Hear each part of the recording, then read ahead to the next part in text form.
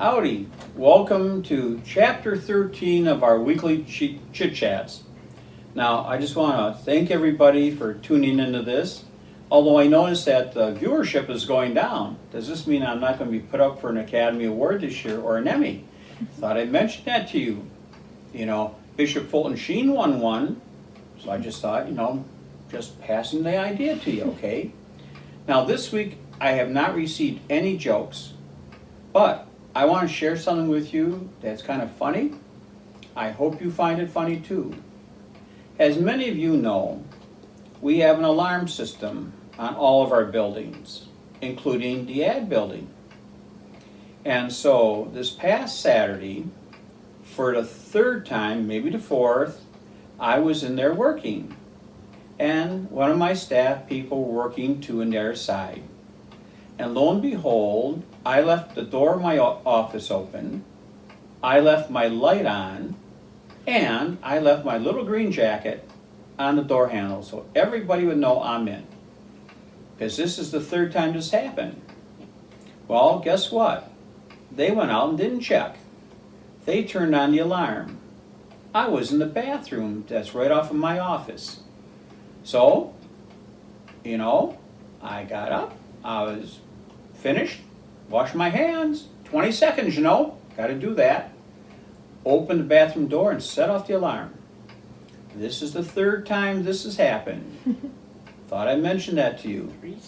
The pastor was in the bathroom and he set off the alarm. Thought I'd mention that.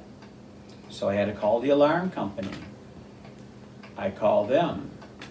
But then they called somebody on the staff to check because the alarm went off after I had called them and cleared everything.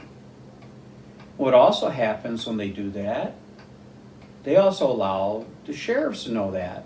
So a car went by to check because Macomb County sheriffs do a good job of watching over our property, especially when there are people around or the buildings are empty. So since I don't have a joke, I thought that gets you a laugh. The pastor was in the bathroom and he set off the alarm for the third time. Think about it. Anyways, I have a number of things to share with you. First of all, where are we at the reopening? Sunday Masses, as you know, have been open for 3 weeks, and the attendance is very, very low. Now, the first week at 4 o'clock, which was our first Mass back, we had 149 people. But 100 of those were with the RCIA class that was coming into the church because they couldn't be received at Easter. And so there was really 49 people. And each week we can have 250 people at a Mass. And that is why we've been asking you to make a reservation by contacting the office or going online. At no Mass are we near 100 people. Now, as I've gone over with you before, I think there's a lot of reasons for this. Number one, I think people are still scared. I really do. I've talked to a lot of people. I've talked to people who came back the second week and weren't there the first week, and part of the reason they told me that they were scared, but they had seen this little chit chat. The second thing, I think people are getting used to watching TV, Mass on television, which is really, really good, except you can't go to communion. And like I always say, what's the use of going, inviting people to your home, say like a Thanksgiving, or Easter, or Christmas, and saying, well, here we are, everything's prepared, but you can't eat. So I invite you all to come to Mass. In order to do that, I'm dropping this reservation thing. I'm dropping it for 2 good reasons. First, I think it's just another hurdle we're asking people to go through. If we had 250 people coming to Mass, I would say okay. But we don't have anywhere near 100 per Mass. I think this is a hurdle that we're putting in front of people, or a hoop for them to jump through, to come to Mass. I don't think that's fair. So therefore, you don't have to call to come to the Mass you want to come to. Just come. If we get to that stage where there's 250 people at a given Mass, then we'll have to reconsider it.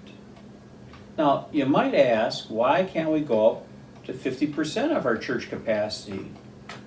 The big box stores are 50%. Bars and restaurants are at 50%. That is an excellent question. In fact, I asked Bishop Fisher that last week when we had our weekly bishops meeting. And you know what? He said, well, none of the bishops think that any of our churches can take more than 25% of their capacity because of the distancing thing. 6 feet in between, unless you're an immediate family. And so that's the reason for the 25%, which raises a good question in my mind, and it should in yours. If we can only go 25% for the foreseeable future, how are we supposed to serve our people with the Eucharist? But I want you to fill you in on that, and I want you all to feel welcome. Come on over to Mass on the weekend. It's important to me. Where are we at the sacraments? As you know, it was just before St. Patrick's Day, which was before Easter, which was before springtime, we closed down. And so a lot of sacraments didn't get fulfilled. The RCI couldn't be welcomed at Easter Vigil. They have been welcomed back, all of them. We welcome them once again. The religious education first penances, first confessions couldn't be heard. They have now been completed. First communions, they are going to be celebrated this weekend at 2 o'clock and next weekend at 2 o'clock on special masses on the Sunday for the first communion class and their families. Confirmations have not been scheduled, and the reason was twofold. Number one, it was felt for some strange reason, and you know what I mean by strange, that the question had been asked before, when a priest anoints somebody in terms of confirmation with the consecrated chrism, can he use a Q-tip? Or as I call them, swizzle sticks. You know where I'm coming from. Anyways, this case might be, Rome said that you had to use your thumb when you are confirming somebody. And I think the reason was because it's not blessed like the oils, it's consecrated. Chrism is consecrated. It's only used at baptism, confirmation, and when a priest is ordained. Well, then again, there were some questions asked, so they had to go back to Rome. Rome, and this is historical, came back with another story. Yes, you could use those Q-tips or swizzle sticks, as I call them, to confirm. That's what delayed the bishop's decision. Folks, priests can confirm. All they need is the permission of the archbishop of the archdiocese or the bishop of the diocese. A couple years ago, I confirmed a class because it was after a snowstorm and the regional bishop who was scheduled couldn't make it here. And so that's why that decision was delayed. This morning, I get an email from the Chancery saying the decision has been made. Pastors can confirm up until December 31st of this year. That decision could have been made earlier, in all honesty, because it's been done before. We've done it once. Now, that raises a question. When do we schedule this? I am not of a mind to schedule confirmation this summer. People are beginning summer vacation. The kids are out of school. Trying to get them together for a special mass in the middle of summer. is trying to find the flea on the dog. You can't do it. It's not fair. And so therefore, we will not have confirmations until at least the fall of the year. Now, the question is, do I confirm that class that missed their confirmation this year? Do I try to get a bishop to come and confirm them? Because we know we can't put the two classes together because there's too many. And when you add a sponsor and parents, it's well over the 250 mark. So that's where that's at. It is my intent to have confirmations for this year's class in the fall of the year. We have to set a time and a date, and I will talk to the directress of religious education and the principal of the school about that. I will see if we can get a bishop. If we can't, you're stuck with me. But it will be done this fall. I want that wrapped. Weddings, we have resumed doing weddings. So you can get married here in the church as long as you don't have over 250 people coming to the ceremony. Just want to let you know that. And we also have to watch the distancing, and people have to wear the mask. Of course, the bride and groom one day take their vows better not be wearing a mask. Because after they take their vows, I usually have them kiss. That would be really stupid. Funerals. We are celebrating funerals in the church building, but once again, the total capacity for those is 250 with the social distancing and wearing masks. We are doing funeral services in funeral homes. We are doing graveside services. A lot of people, folks, died during these past 3 months, and they weren't able to have a church service or a priest at the funeral home or a graveside for a lot of reasons. If that were me, I would have a problem for this reason. How do you come to some kind of closure at the death of a loved one? So therefore, we've opened it up for people to schedule memorial masses here at St. Peter's.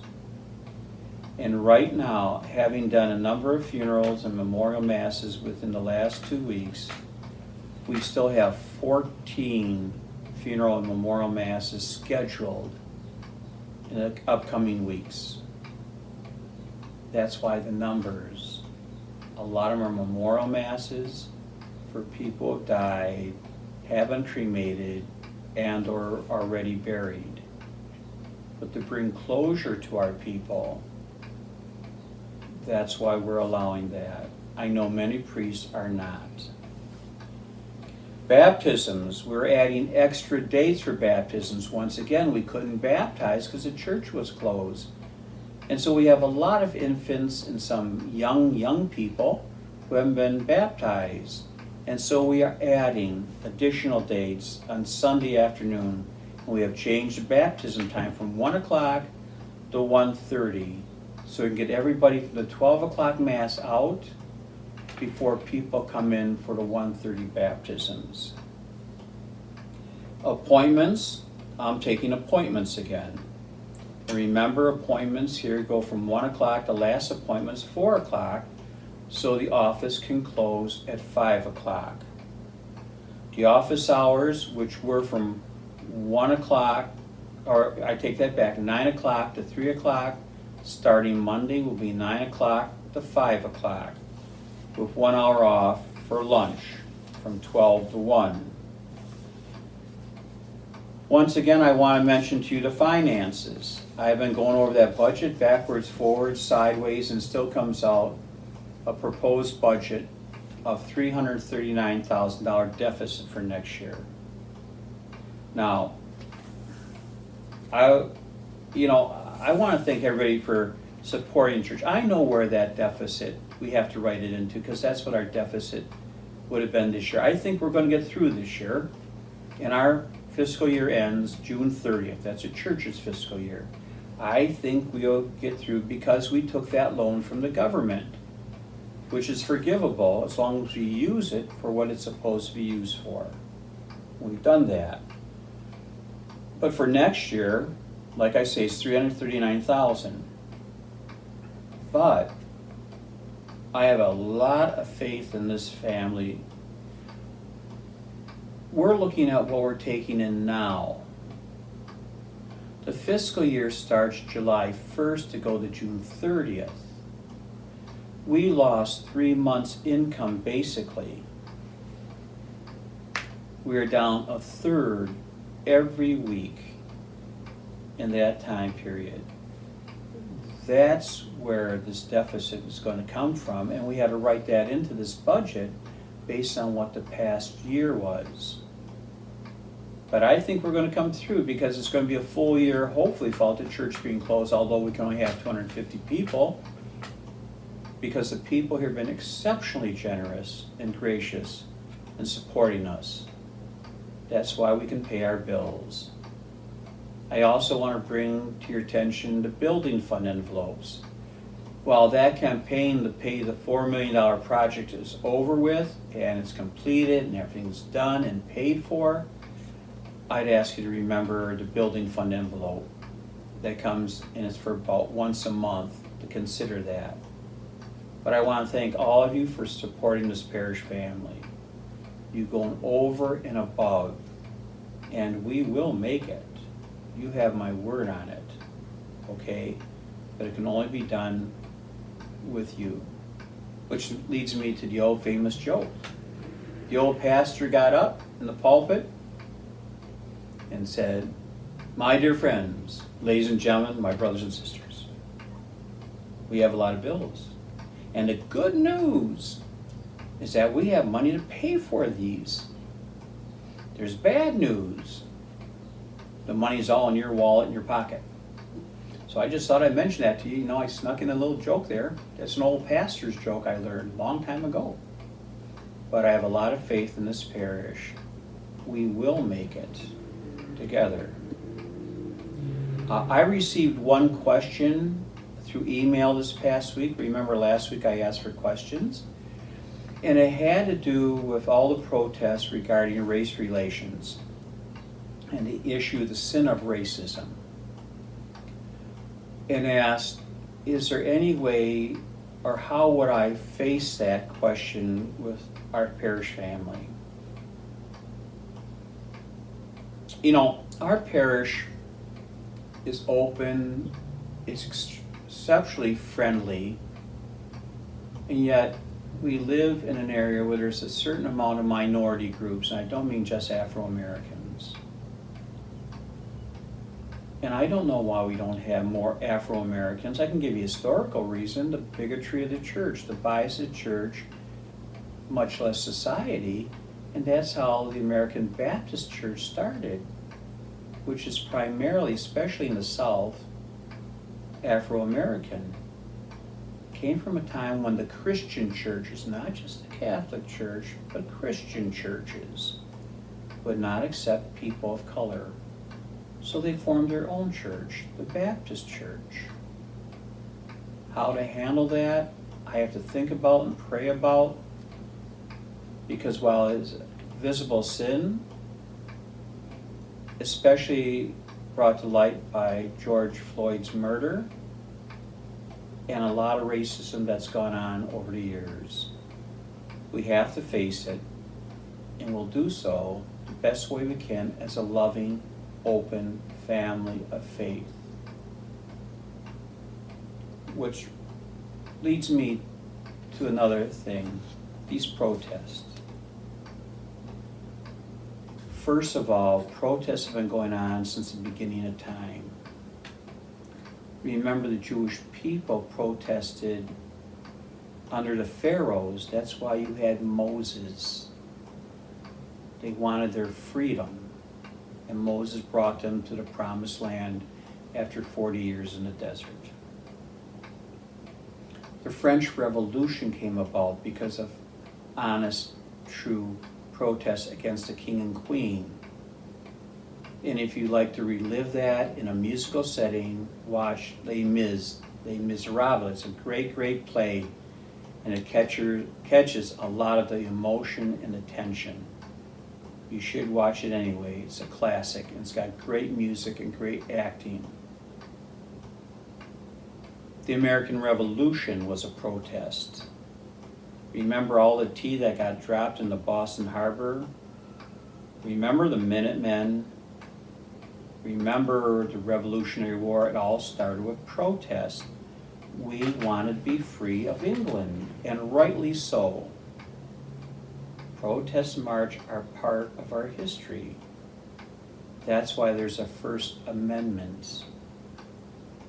And so these protests are for a real reason that we all know about, that politicians talk about, and no one does anything about. Which brings me to an issue. Violence, looting, and burning are sinful. They are acts of violence. They demean honest protest. They take away and blur the meaning of the protest, which is important. And they leave a sour taste in all of us in anger and deepens the problem. I think that's true. My problem isn't with the protesters, it's all the hooligans and the looters and those who start fires and all the people from outside who feel it is necessary for them to feel good. Which brings me to another point. Go out and vote. I mean that. We have elections coming up this November, and this country has the lowest voting record of all the industrial countries in the world, and has for a lot of years. And so while there are protests, and I back them, as a Catholic, as a priest, and as a man,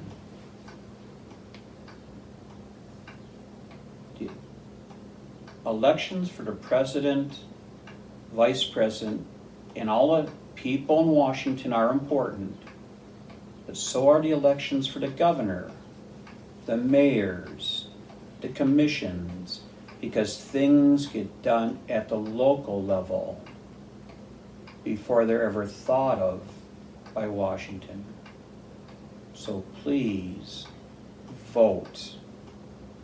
I don't care who you vote for, but please vote, because that's the only real way there's change in society. Ask Martin Luther King.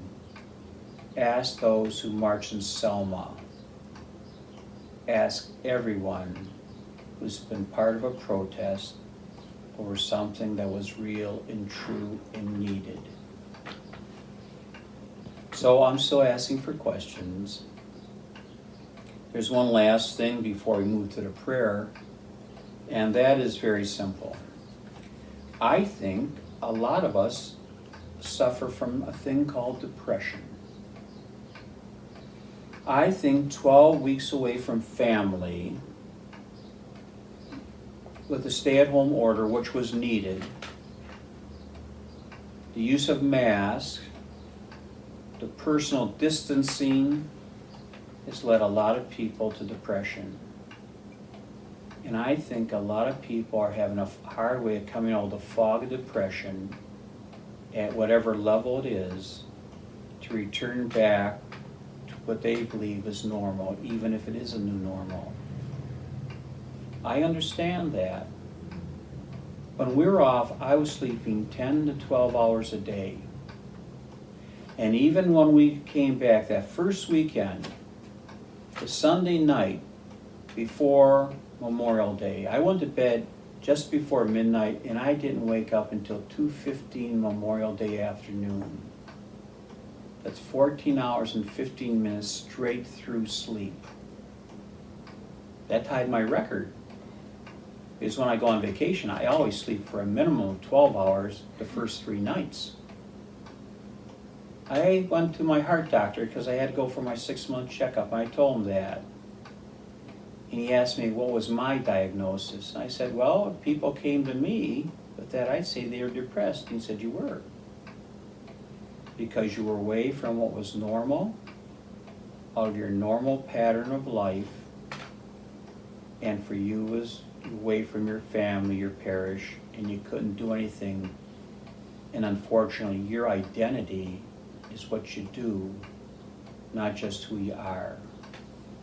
And when you can't do what you need to do, and I do mean parents, I mean everyone was not working, all those business owners, be they big or small, you get lost. So I'm giving you all these numbers to say we are coming back. We are on the backside of that mountain, and we are active. I pray for you every day. I want you to get all that funk. I want you to come back. Not just for you, but for me. So please consider that. Now I'd like to end with the prayer we've been using for 13 weeks. I'd like you to join me in spirit. Jesus Christ, who traveled through towns and villages, curing every disease and illness. At your command, the sick were made well. Come to our aid now in the midst of the global spread of the coronavirus, that we may experience your healing love. Heal those who are sick with the virus. May they regain their strength and health through quality medical care. Heal us from our fear, which prevents nations from working together and neighbors from helping one another. Heal us from our pride, which can make us claim invulnerability to a disease that knows no borders. Jesus Christ, healer of all, stay by our side in this time of uncertainty and sorrow. Be with those who have died from the virus. May they be at rest with you in your eternal peace. Be with the families of those who are sick or have died as they worry and grieve. Defend them from illness and despair and depression. May they know your peace.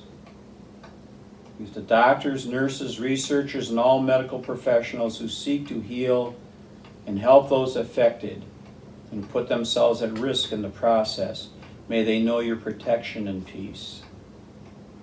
With the leaders of all nations, give them the foresight to act with charity and true concern for the well-being of all the people they are meant to serve. Give them the wisdom to invest in long-term solutions that will help prepare for or prevent future outbreaks. May they know your peace as they work together to achieve it here on the earth. Whether we are home or abroad, surrounded by many people suffering from this illness, or only a few, Jesus Christ, stay with us as we endure and mourn, persist and prepare. In place of our anxiety, give us your peace. Jesus Christ, heal us. One last thing before the final blessing. You know, this testing for this virus is important. I can't ask people to get tested if I'm not willing to. I have no symptoms at all, but I'm having my staff today make an appointment for me, hopefully for next week, to get that test. If I can do it, you can do it. So if you think you have the symptoms, please go and have it. Even if you don't have the symptoms, please know that you might have it. You might be asymptomatic. So please consider it, pray about it. Also, please know if you're coming into this office for appointments, we're going to have a short questionnaire and we're going to take your temperature. It is not just protecting those in the office, it's protecting everyone who comes into the office. And they'll be starting in the very, very near future. If you can do it, going to doctor's offices, professional offices, and yes, you're going to find out that eventually restaurants will probably get to the same point. We can do it here for everybody's protection. Please consider it, but I don't ask you to do what I'm not willing to do. May God bless us and all of our loved ones on both sides of eternity. Father, Son, and the Holy Spirit. Amen. God bless and have a great summer.